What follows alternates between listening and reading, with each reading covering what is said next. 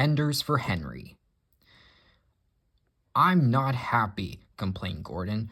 Your firebox is out of order, said James. No wonder after all that coal you had yesterday. Hard work brings good appetite, snapped Gordon. You wouldn't understand. I know, put in Duck brightly. It's boiler ache. I warned about that standpipe on the other railway, but you drank gallons.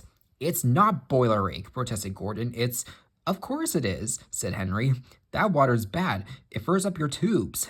Your boiler must be full of sludge. Have a good washout. Then you'll feel a different engine. Don't be vulgar, said Gordon huffily. Gordon backed down on his train, hissing mournfully. Cheer up, Gordon, said the Fat Controller. I can't, sir. The others say I've got boiler ache, but I haven't, sir. I keep thinking about the dreadful state of the world, sir. Is it true, sir, what the diesels say? What do they say? They boast that they've abolished steam, sir. Yes, Gordon, it is true. What, sir? All my Doncaster brothers drawn the same time as me? All gone, except one. The guard's whistle blew, and Gordon puffed sadly away. Poor old Gordon, said the Fat Controller. If only we could. Yes, I'll ask his owner at once. He hurried away. Arrangements took time, but one evening, Gordon's driver ran back excited. Wake up, Gordon! The Fat Controller's giving you a surprise! Look! Gordon could hardly believe it. Backing towards him were two massive green tenders, and their engine shape was very like his own. It's Flying Scotsman! He gasped. The Fat Controller's brought him to see me. Oh, thank you, sir!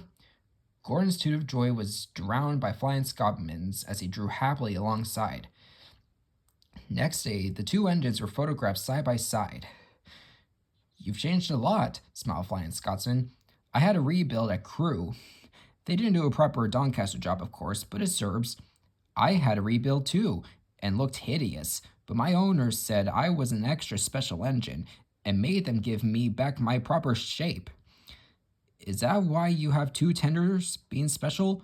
No, you hardly believe it, Gordon, but over there, they've hardly any coal and water. But surely every proper railway... Exactly. You are lucky, Gordon, to have a controller who knows how to run railways. Everyone got on well with Flying Scotsman except Henry. Henry was jealous. Tenders are marks of distinction, he complained. Everybody knows that. Why has he got two? He's famous, explained Duck and Donald. He was the second to go 100 miles an hour. Besides, the other railway has no coal and water. Pooh, sniffed Henry. I can't believe that. I never boast, he continued, but I always work hard enough for two. I deserve another tender for that. Duck whispered something to Donald. Henry, asked Duck innocently, would you like my tenders? Yours? Exclaimed Henry. What have you got to do with tenders? All right, said Duck. The deal's off. Would you like them, Donald? I would not deprive you of the honor. It is a great honor, said Duck thoughtfully. But I'm only a tank engine, so I don't really understand tenders. Perhaps James might. I'm sorry I was rude, said Henry hastily. How many tenders have you, and when could I have them? 6, and you can have them this evening. 6 lovely tenders, chortled Henry. What a splendid sight I'll be. That'll show the others the sort of engine I am.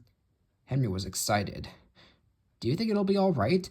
He asked for the umpteenth time. Of course, said Duck. Just go where I told you, and they'll all be ready.